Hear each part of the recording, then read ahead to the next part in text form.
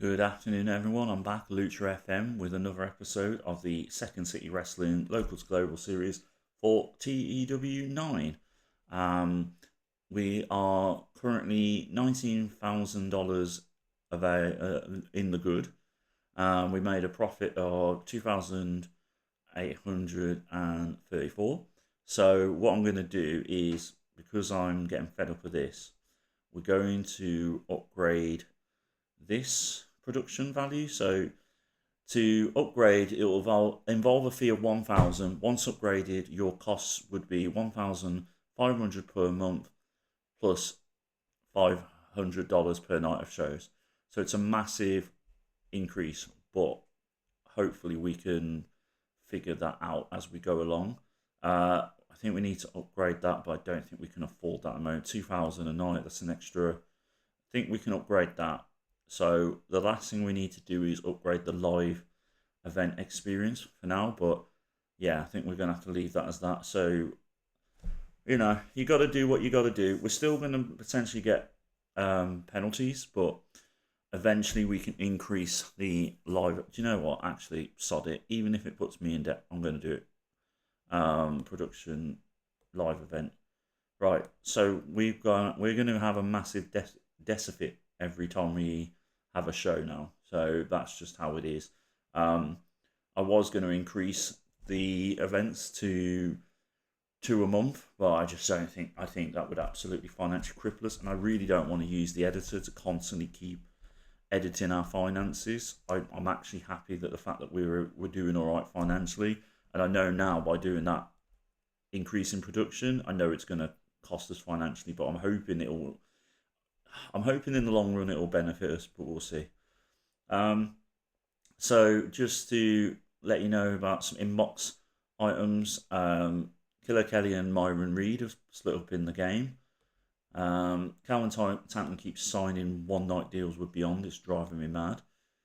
Nate Webb's dating somebody good for him. Seth Rollins is injured. And I think that's it for that stuff. So yeah, so we'll get rid of them. And then basically we'll have a look at the creative. So Calvin Tankman's supposed to be our number one star, but he's never available. Gringo Local is our champion now. He beat Calvin Tankman at the last show because we were lucky to have Calvin Tankman available. So he's our champion now. He's our second biggest star on the roster. And then we've got Kylie Ray as our biggest female star. Shane Mercer, I'm going to start using a bit more, I think. And Frontman Jar is our little project who is number 5. We haven't got anything next big things, and then obviously these are the same as last episode. So I think really we just get on with it now and just crack on with the show, the first show of the episode. So, but I hope you're all okay. Hope you have a nice. Hope you had a. I know the weather was absolutely ridiculously bad. If you lived in the UK, it's probably bad everywhere, but especially in the UK. But it was what it was. Right, let's have a look at this. So we're potentially going to get 394 people. So if we go for 350 to 400, can we get anybody? Yeah, there we go. The shelter at St Andrew's Hall. So we're going to use that. It can hold up to 400 people, only costing us $300. Right. Finalised broadcasters. So from in the last episode, I signed a deal with three different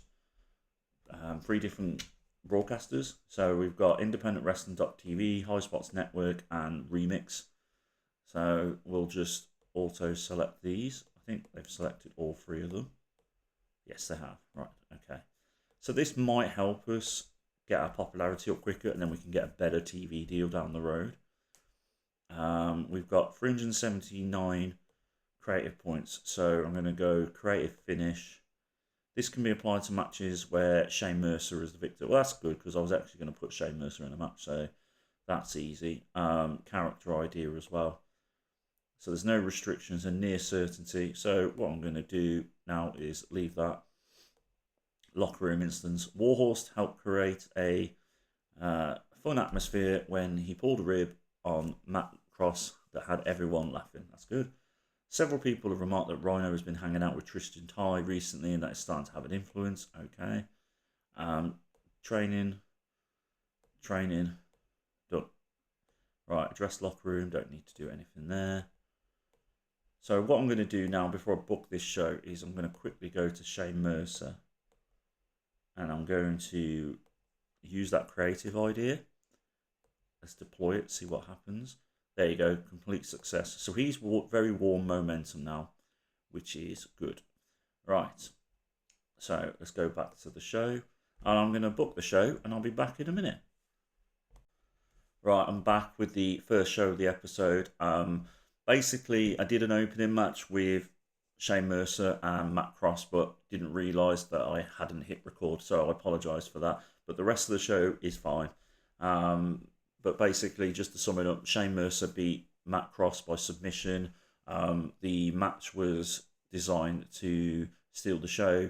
I think a decent match-ish, and Shane Mercer got a 55 rating, Matt Cross got a 20 in-ring rating, so just to update you with that. And then we carry on with the show, and frontman Jar cuts a promo talking badly about Rhino's mum. The segment got a 51 rating. The storyline continues, and then we had in a match that had great heat and good wrestling, Lee Johnson beat Rhino in just under 10 minutes after interference from frontman Jar. The segment got a 33, 32 for the crowd, and 44 for the wrestling. Lee Johnson was pretty good. I could only do a 10-minute match with Rhino, which doesn't bode well for the future when it comes to him. We've advanced the storyline, but it lost heat, unfortunately. And for some reason, we didn't have anybody doing play-by-play commentary, which is weird because it's supposed to be Cliff Compton, but some reason on this show, because in the first match as well, he wasn't doing the play-by-play, but then I checked the next match, and he was. So I don't understand what's happening here. But anyway, right. We did an angle afterwards to have Jimmy Yang. So basically, after Lee Johnson escapes the ring from his surprise win over Rhino, he walks up the ramp, but Jimmy Yang attacks him from behind and chucks him off the ramp. Lee Johnson is put on a stretcher and taken to the hospital after the match. So that advances that storyline. And then in a match that had good heat and decent wrestling, Kylie Ray successfully defended her women's title, defeating Vita Von Star by submission with the crossface. We did it as a storytelling specific driven match. The second got a 32, crowd 26, wrestling was 34, and the Kylie Ray was the stand-up performer with a 45. Again, having nobody to do play-by-play on the commentary made this match come off badly. So I need to sort this out after this because it's supposed to be Cliff Compton. I don't understand why it's not. But anyway, right. Maybe Cliff Compton's not available, but I'm Cliff Compton, so my avatar's Cliff Compton, so I don't understand. Right, in the main event, in an exceptional match, Gringo Loco defeated Calvin Tankman in a ladder match. When Gringo Loco retrieved the item, the match was designed to be a car crash style stunt show full of crazy moves and dangerous bumps. Gringo Loco makes successful defense number 1 of his heavyweight title. The second got a 43, crowd was the same with 43, and the wrestling was 60. So both worked quite well. Having nobody able to play-by-play commentary made badly. The match dragged in the end as it's too long for workers to really keep all-out pace going. Gringo Loco benefited from a hot new move, and a little bit too long, and Calvin Tankman was tired at the end of it. But Gringo Loco took a crazy bump during the match. I think overall it was a pretty good match though, to be honest. And we've increased our popularity in 24 regions. We got an overall rating of 39, which I do think we can do better. We managed to get nearly a full house here with 399. So that's pretty good. Address the locker room. We'll go Gringo Loco. We'll go great performance. Calvin Tankman. Great performance. There you go. Both seem pleased. Financial report. So ticket sales was 2,793. Broadcast revenue was 1,044. And merchandise was 399. Workers cost us just under 2,000. Show cost us just over 3,000. Marketing was 100.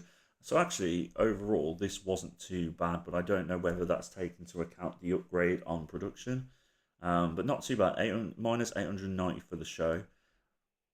but we'll see how that goes. We've increased our popularity again in the Great Lakes. We're doing quite well elsewhere, so that's good.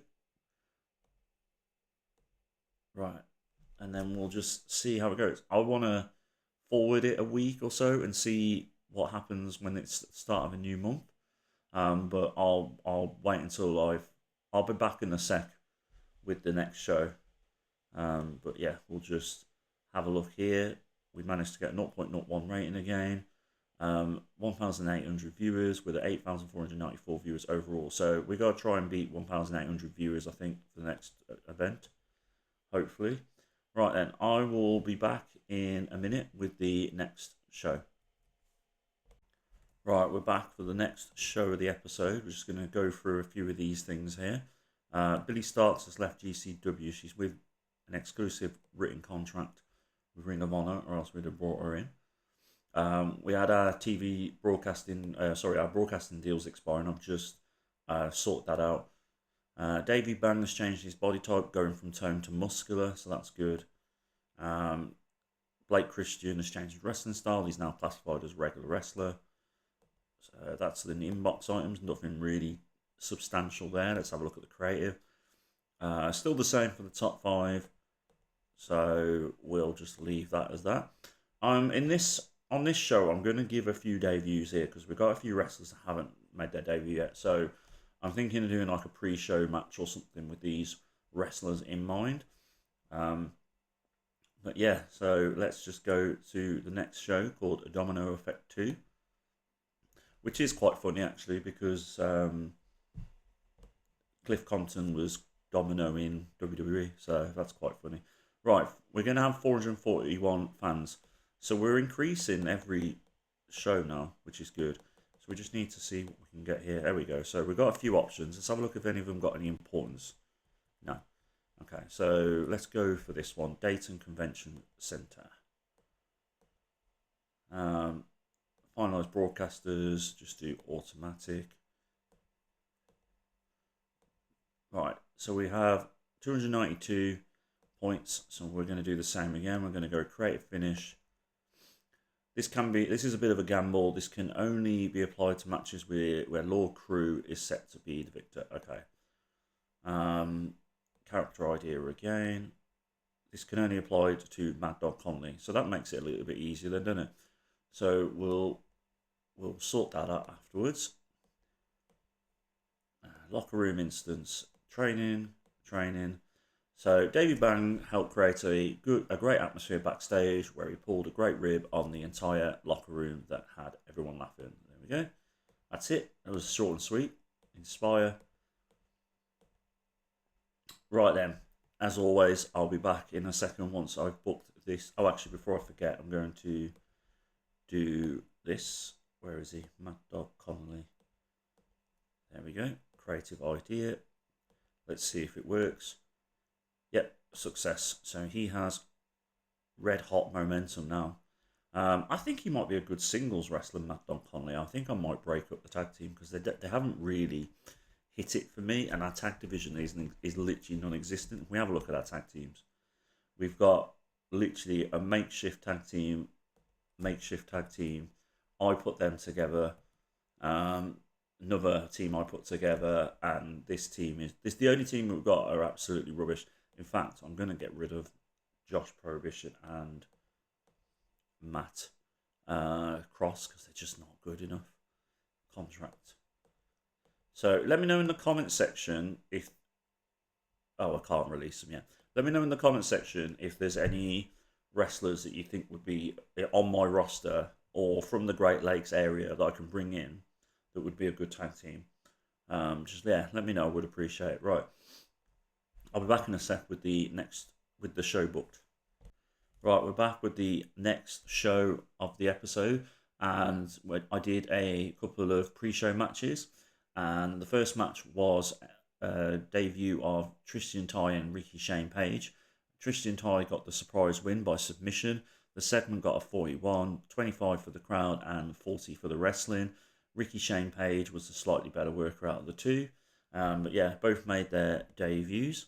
And then we put two wrestlers together, We've got the Iron Lords stable of Jay Bradley and Bastard Cassidy, who made their debut, versus the makeshift tag team of Eli Isom and Davey Bang. The second one got a 37. Crowd wasn't really into it. They gave a 17. And wrestling was 33. Jay Bradley was rusty, but that will soon go away once he's had a few more matches under his belt. How did Jay Bradley do? Not too good. Bastard Cassidy did okay, I suppose. The better worker out of the lot was Davey Bang. Eli Isom did alright as well, so hopefully we can probably use these two a bit more than we have been. No new super tag teams, though, unfortunately. And then in the last pre-show match of the night, we had Reed Bentley defeating Clayton Gaines with the Italian Leatherface. Second got a 37, 21 for the crowd, 31 for wrestling. Reed Bentley was pretty good, 47. That's not too bad. Clayton Gaines not so good though, so we might be looking to get rid of him soon. Clayton Gaines was rusty though, so maybe we'll give him a few more matches and see how it goes. Right, so to kick off the show properly, we had the Killers defeating Euthanasia in a dog collar match when Lord Crew pinned Josh Prohibition. The Killers make defense number 5 of their tag team titles. Segment got a 40, 25 for the crowd, 37 for the wrestling. Mad Dog Conley and Lord Crew were better workers because it was a match specialized. I think it's Mad Dog Conley has a specialty where he gets a bonus when he's in a match with a chain. So, but yeah, definitely getting rid of Matt Cross and Josh Prohibition. They're not very good at all. The creative finish that we used was a success.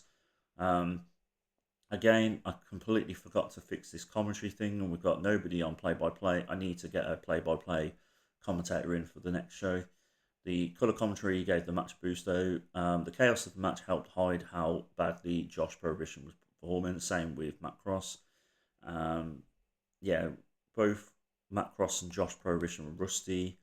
But yeah, the performance of Lord Crew stood out being pretty good. So I was thinking Mad Dog Conley might be a good single star, but I also think Lord Crew would be pretty good as well. But I think I was going to split them up, but I think I might keep them as a tag team and just give them a big long run with the tag titles, get them over, and then split them up and then make them single stars, hopefully. Right, and the match that had great heat and subpar wrestling, Kylie Ray defeated Alice Crowley with the super kick. The match was designed to tell a specific story. The story basically was Alice Crawley is the next big thing. Basically, the girl next door, the ultimate underdog. And Kylie Ray, even though she's a babyface champion, she sort of played a bit of a heel more to give the shine to Alice Crawley. Sorry, and we also helped protect Alice Crawley in this match, even though Kylie Ray won. Kylie Ray makes defense number 5 of the women's title. The segment got a 23, 30 for the crowd and 28 for the wrestling. They don't click, unfortunately, but that's just how it is. So I'll have to remember that for next time. And then we did a 7-minute angle, basically, where we had Frontman Jack cutting a promo with Rhino being off screen. The second one got a 54. The storyline continues. And then we had Gringo Loco defeating Colt Cabana by pinfall with a 450 splash. He's made success number 2 of the heavyweight title. The second one got a 47. The crowd 34. Wrestling with 52. Gringo Loco obviously better worker out of the two. So basically, I'm trying to build Gringo Loco as a long-term champion for the company. So like him and Calvin Tankman will be my biggest 2 baby faces per se. So while I've got them, I'm going to push them as big stars. But yeah, so that's that. And then in the main event to end the storyline, we had Frontman Jar defeating Rhino in a hardcore match. The segment got 36, crowd 32, and 43 for the wrestling. Frontman Jar was slightly better worker out of the two. But yeah, just to end the storyline, Rhino's cannot really do longer than 10 minutes in a match. So I mean, he did 10 minutes here and he was visibly tired. So I think I'm going to have to retire him. I think. But yeah, the show increased our popularity in 24 regions. We had an overall rating of 42 and 449 people turn up, which I think is our biggest crowd. So we're doing really well. Right, so Gringo Loco, I'm going to give him a hug, and then who was the other one? We'll give Kylie Ray some praise. There we go. Right, both seem pleased. Financial report. So we made zero revenue from pay-per-view. Ticket sales 3,143. Broadcast revenue 1,141. 449 for merchandise. Maybe I need to upgrade the merchandise, but I think that cost us more. We made a loss about 5,000, but overall, our overall loss was only 626, which is less of a loss than the last show. So that is encouraging. We've increased our popularity again in the Great Lakes. We've also improved it in the Southwest and in England as well. England, Islands, Scotland and Wales. So the whole United Kingdom, which is really good. All positives coming out of that show. Let's see if there's any inbox items before I skip to the forward it to next week. Oh, I forgot to say, I extended the deals with the broadcasters for 9 months, and I think after 9 months we'll be in a really good position to get a really good TV deal at that point. I'm hoping. We still got the same. We had the same amount of viewers. I think we're slightly up on with this one though. I think it was 8,000 last time, so that's okay. I think maybe the 1,800 will be something that will stick. A Steel is a road agent manager. He won't come out of retirement, so that will always be there because you can't put him in. I can't even put him in an angle, so it's really frustrating. But yeah, right. We got $15,000 in. We made a slight loss. I think when I forward this a few days, I think we'll slightly improve. Let's have a look at the finances actually. So yeah, I think it's not too bad. Did we get any? How did we do sponsors wise? Are we slightly up all the time? Merchandise is slightly up all the time, so that's good. Ticket sales obviously making a big difference now, which is good as well. And then obviously we're getting that broadcast revenue deal as well. I'm in this alliance with GCW, but it's not one that makes any money, so I might leave eventually. But it is helping us, I think, in a way with the popularity, so that helps. Anyway, right, enough about. Let's have a quick look at creative, see if that's changed in any way. Lee Johnson's changed now. Frontman Jar's gone up as well.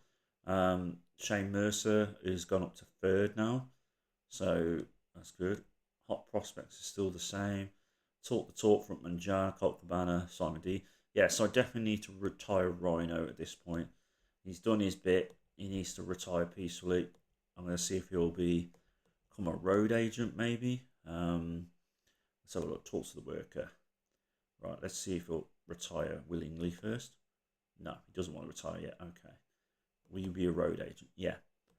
Okay. Right. So I'm going to untick these, keep them as that, and then what I'm going to do is contract, negotiate. I think it's that one, and then we need to never involve in-ring work. Okay, good. Right, so the new contract will force him to not be able to wrestle for us. It doesn't mean he can't wrestle elsewhere, so that's good. I need to do the same with Simon Dean as well, because he hasn't wrestled for us for ages, and I'd rather just have him as a road agent. So, right, talk to the worker.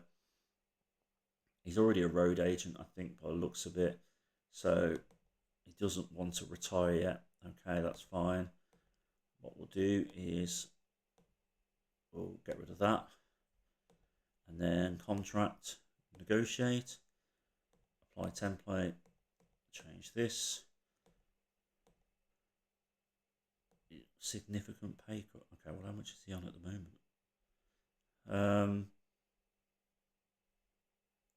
You cannot make a contract offer. He's valued around 3,000 a month or £70 per show, $70 per show. Ah, okay. I just need to, if I just up it to 100, there you go, he's happy. Right, and I think eventually after on the next show, I'm going to end the storyline with Jimmy Yang and Lee Johnson, and I think I'm going to retire Jimmy Yang as well. So I'm gonna offline. I'm gonna look at bringing in some new blood into the roster. So the next show will be probably quite exciting. The next show on this episode might be quite exciting for you lot because there'll be some new fresh faces in there. I definitely need to get more women workers as well because I feel like Kylie Ray's wrestled everybody on the roster now. So I'll be back in a minute with the next show.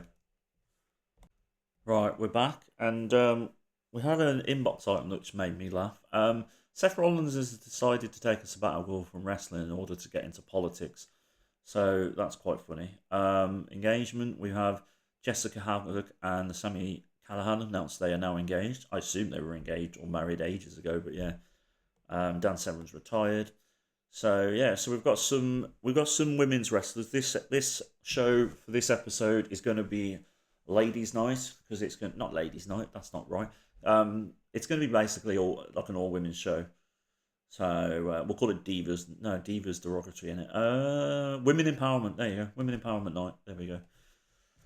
So yeah, so it's going to be a women empowerment night. We're going to have some debuts for the women. Let's figure out. So we're expecting 500 now. It's going up again. So we'll go 450, 500. Right. So it's only with 500. There we go. 500. Jeffersonville Arena. Finalised broadcasters as usual. We'll just do that like so. Booking room meeting. We'll spend some of our energy. So we'll go creative finish. There's no restrictions on this, likely to succeed, which is good to hear. Character idea. The big gamble, there's no restrictions on this idea. Okay. Right, so that's that done. Rick Hunt has turned up and asked if he might be able to use him tonight. He's an unemployed worker who happens to live nearby. He has not worked for SCW before. He's 20 years old, class clown. I'll bring him in, but I don't think I might put him in a pre-show match because I want it to be like an all-women show. This one, right? Training. Okay. So this is one of our new signings. Laurie Walkinshaw got into a heated argument with a fan outstage. A fan outside of the arena had to be restrained. Okay, that's not good, is it? Should we? I don't know whether I think I need to suspend her. That's quite a bad thing to be doing. Right. Okay. She seems okay with that. Colt Cabana helped create a fun and relaxed atmosphere backstage after finding a discarded karaoke machine and started an impromptu pre-show competition. His medley of power ballads apparently stole the show. There you go. Boomer Hatfield and Rick Hunt were really getting on well backstage. Their good mood was infectious and lifted everyone's spirits. Okay. Right, so what I'm thinking of doing is that creative idea. We go roster in it. Roster. Right, who should we give that to? So I want to give it to Bastard Cassidy. Right. Creative idea. That was a failure. That's a shame. Okay, that backfired on me. Right then, I'll be back in a minute with the show all booked up.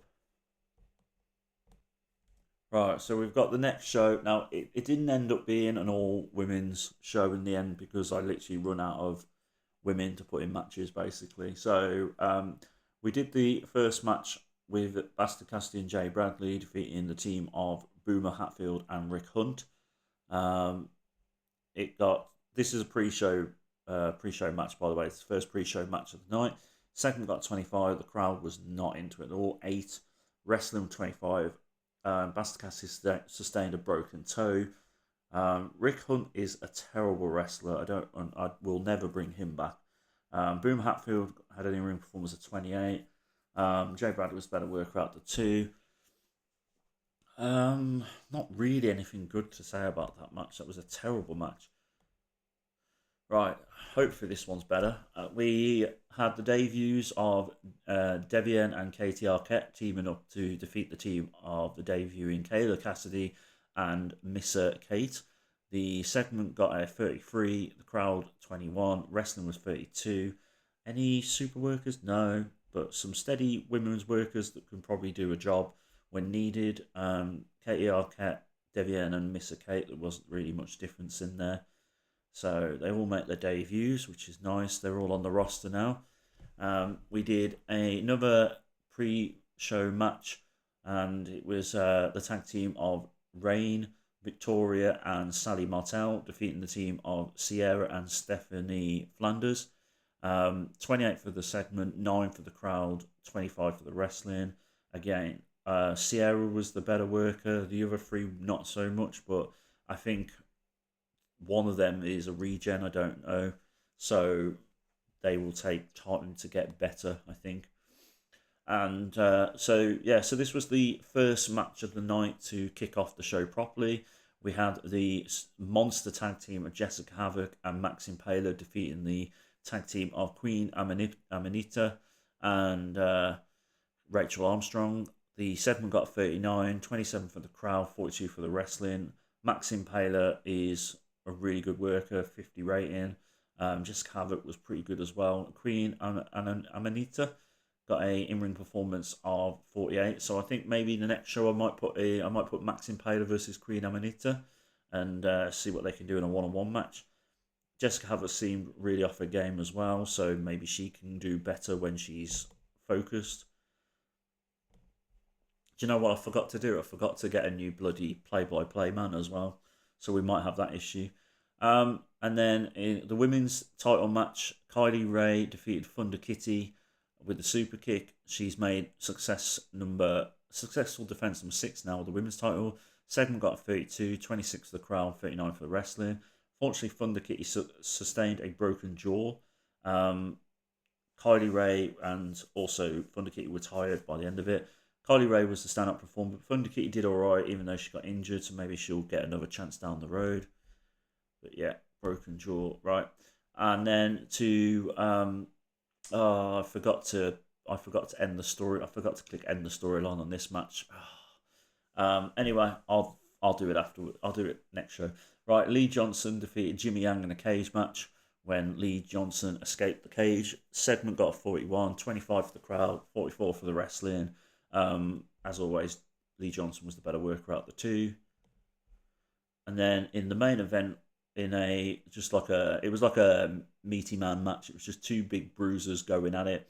Calvin Tankman defeated Lord Crew in 15 minutes with the Tankman driver. The segment got 48, crowd 37, 51 for the wrestling. Both workers wrestled well. The creative finish was a success, so not too bad. Right, so we've increased the popularity again, 24 regions, 42 overall rating, 500 people turned up. We are smashing it for the crowds nightly. Right, we'll go Calvin Tankman, and then we'll go Lord Crew. There we go. There was a good solid main event. Injury review. So Bastard Cassidy's out for a few days and Thunder Kitty's out for 25 days. Broken toe and broken jaw. Financial report. So ticket sales 4,000, which I think is the most we've done. Broadcast revenue 1,241, 485 for merchandise. We lost about $5,000 in costs, but our overall loss was only 337. We are getting there to the point where we're going to break even, and then hopefully we'll start making a profit each show. Right, so Great Lakes increased to 30 now. Mid-Atlantic we've increased to 12, same as Midwest. Increased to 6 in Southeast. Increased it to 12 in Tri-State. Puerto Rico and Hawaii, the Maritime, basically a few other areas. I'll be there all day, won't I? Sorry about that. Right, so that's that. That was a good show.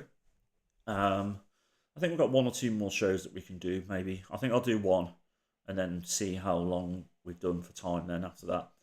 But yeah, hopefully. So the next show I'm going to have some new male wrestlers. I just wanted to try and get some female ones in here.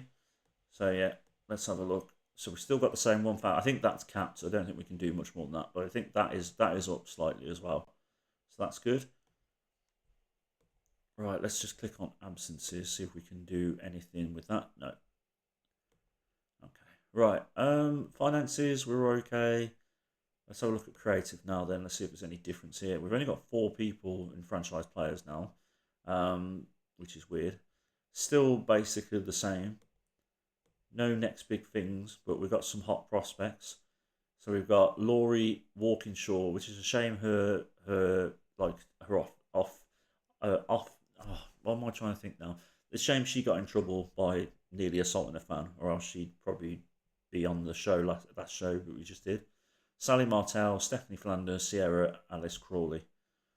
Talk the talk. Who can talk the talk? Katie Arquette's good on the mic, so we might give her a run on the mic. Unfortunately, these two are basically road agents now. Showstoppers, Queen Armanita is a showstopper, so that's good. Ring Generals has not really changed. Jessica Havoc, I suppose. Mad Dog Conley's hot at the moment, so we'll probably put him in the main event, I reckon. Let's have a look at Hidden Gems for a second. There we go. So I think this is basically the same. Ken Broadway, I think, is from the tri-state area. So we'll leave him. I want to try and keep it to the people from the Great Lakes area. So we'll leave it as that. Right then, I'll be back in a minute with the next show. Right, we're back with the last show of the episode, and we are doing very well now because we're now expected to get 570 fans. It just keeps going up and up and up. Unbelievable. Right, so we need to do this. I think we need to do this actually, to be honest. I think we need to aim for like 600 building. So there we go. So 550, 600. Can we get, there you go, 582, perfect. So we'll select that one. What's it called? The Lincoln Theatre in Columbus. Finalise the broadcasters as usual. Booking team meeting will go. We'll go as usual. We'll go creative finish. So there's no restrictions and likely to succeed. Character idea. Big gamble. This can only apply to Gringo Loco. Okay. So a champion might get some cool momentum if the character thing doesn't work well, but we'll see. Davey Bang brightened the mood backstage after doing several funny cartoon drawings of his colleagues, and then training. Sally Martell got into a heated argument with a fan outside, so exactly the same as the last show, but with a different worker. So we'll just suspend them. She's unhappy, but that's just how it is. Backstage gossip is that Rick Bryson and Rachel Armstrong have begun dating, so congratulations to them. According to others backstage, Ray Lynn and Golden Dragon are now travel buddies. So, not too bad. Oh, get out of that. There we go. Yep. Right then, I'm going to book the show, and we'll see how we get on. So we're going to have a lot. Oh, I just want to say we're going to have a lot of debuts on this show for the men's wrestlers. So I've brought in quite a few, but we'll talk about that once I book the show. Bear with us. Right, we're back with the last show of the episode, and we did a couple of pre-show matches to give some debuts. So we had a 5-on-5 match with Akira, Antonio Puda, Braden Lee, Damien Drake, and Dan the Dad versus Isaias Velasquez, Jake Lander, Joe Coleman, Coda Hernandez, and Larry Stinson. Unfortunately, Antonio Puda sustained a cracked tailbone. The segment got a 25, crowd 16, 29 for the wrestling. Braden Lee was pretty good with a 47, so was Akira, but I think the rest were a bit subpar. Damien Drake, not very good. Antonio Puda, not very good, but I think he's a regen. So, how did Dan the Dad do? Dan the Dad isn't too bad, 34. He's pretty good on the mic as well, so yeah. Jake Lando's heat backstage for injuring Antonio Puda. Right, so in the next pre-show match, we did another 5 versus 5. We had the team of Man Like Doris, who is originally from the UK, but on the game currently lives in the Great Lakes area. He teamed up with Marion Fontaine, Matt Brannigan, Michael Von Payton, and Neil Diamond Cutter. They faced the team of Ren Jones, Sam Beal, Zico, Ruffo the Clown, and Warhorse. And the latter of the teams won after Warhorse pinned Marion Fontaine with a double foot stomp. The segment got a 36, crowd 18, 30 for the wrestling. Man Like Doris with a 43 rating, Warhorse with a 50 rating. Zico with a 42, so they were the standout workers out of the lot. So not too bad. And then we kicked off the main show with a tag team title defense of the Killers defeating the newly signed tag team of the Hughes brothers, which is Devon Dudley's kids. The second got a 25. The crowd was sort of into it with 22. Wrestling 34. Terence Hughes sustained a broken jaw, so that just kind of adds to the aura of the Killers that they're literally breaking people's bones. Yeah, both the Hughes brothers not very good in the ring, unfortunately. So maybe they'll be going sooner rather than later, which is a shame because I really could do with building a tag team divisional. But yeah, that's not good. Right, I was hoping they'd be okay at least, but we'll see. They're a bit rusty, so we'll give them another chance after Terence comes back from his broken jaw. Right, so we then did a four-way match with Flip Kendrick, the debut, and Fred Ye, JT Dunn, and Shane Mercer. Shane Mercer won the match. It got a 45 for the segment, 26 for the crowd rating, and 42 for the wrestling. Shane Mercer was the stand-up performer out of the two. Fred Ye did well though, 43, so not too bad. Right, and then to finally end the storyline between Lee Johnson and Jimmy Yang, we did a tables, ladders, and chairs match. Lee Johnson won. It was designed to be a car crash stunt show. The segment got 44, crowd 26, 43 for the wrestling. Lee Johnson 52 rating, better worker out the two. The creative finish that we used was unfortunately a failure, but yeah, it is what it is. But the storylines ended. I will have a think about what storylines to do for next episode. I've got some decent workers now. I can kind of figure out where I can go with them. But yeah, in the main event, we had Gringo Loco defeating Silas Young with the Frog Splash. This match was designed to tell a specific story. So the story is basically the champion getting beaten up for a lot of the match by Silas Young, who's a very tough man, only to come back at the end and win the match. Gringo Loco has made a successful number defense free of the title. Segment got 49 rating, 34 for the crowd rating, and 41 for the wrestling. Gringo Loco, stand-up performer of the two. Silas Young seemed off his game, was a bit rusty. Hopefully he'll do better next time. We increased popularity in 24 regions. We used the Hughes brothers too much, so I think I'm going to get rid of them. We had a crowd of 569, which is the biggest crowd we've done. Overall rating of 44. What I might do is I'm going to see if this works. So we'll go give some encouragement, and hopefully that will make them better. I don't know. Right, injury review. 30 days for Antonio Puda, and then 24 days for Terence Hughes. Oh, balls. I've done it again. I don't know what the financial report is, unfortunately, which is real annoying. Right. It's my stupid mouse pad, everybody. Sometimes it just does it. There's nothing I can do about it. We've increased the popularity in the Great Lakes and obviously a few other areas. I'm not going to go through every single one. We'll have a look at the finances. Hopefully I think it'll be basically the same. We'll probably break even, hopefully. I did use quite a lot of workers though, so maybe we'll end up costing us a bit on that one. That's so annoying because I was really looking forward to seeing how we do. But yeah, it doesn't look too bad, so I'm assuming we broke even. But we are 39th in the world at the moment. Let's have a look at this. Right. Antonio Puda injured, and then viewing figures is the same. We've gone slightly up in the viewers overall though, which is good. Let's have a look. Finances. So ticket sales from the show that we just had was 4,502, which is 552 more than last. Broadcast revenue was slightly up. Sponsors was down, but I think that's because the month's not over yet. Merchandise was slightly down. Workers cost us about a little bit more than usual. Show cost was about the same. Marketing was about the same. Production, yeah. So it's yeah. Anyway, rambling on. Right, let's have a look at creative. Let's see if there's any difference now So McDonald Connolly's fourth. I think I want to try and push like him as a single star, but I also want to push the tag team as well. It's one of them.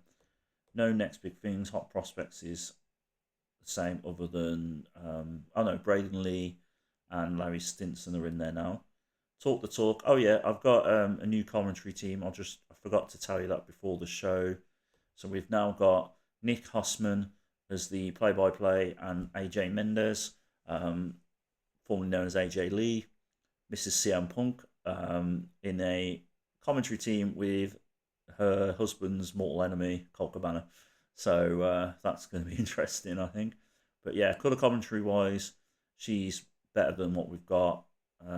Actually, in fact, really, in the real world, Colt Cabana wouldn't be colour commentating with AJ Mendez. So who else we got? We got Cliff Alison Danger will do. It will make it slightly less, but that's fine. Right.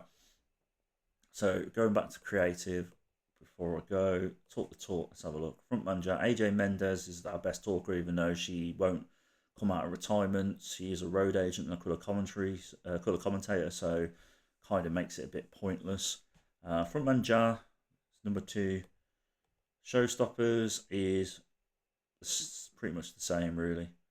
Ring generals basically the same. Who's hot at the moment? McDonald Connolly. Maybe I need to pull the trigger on him. I don't know. We'll see. Lord Cruz up there though as well. Who's hot at the moment? Who's not? Sorry. And then hidden gems. Let's have a look at this. So basically the same wrestlers as before. Right. So what I'm going to do now. Oh, sorry about that. What I'm going to do now is I'm going to have a look on here. We'll go role wrestler. We'll go major star. Let's see if. So these are our major stars at the moment. McDonald Connolly is definitely up there.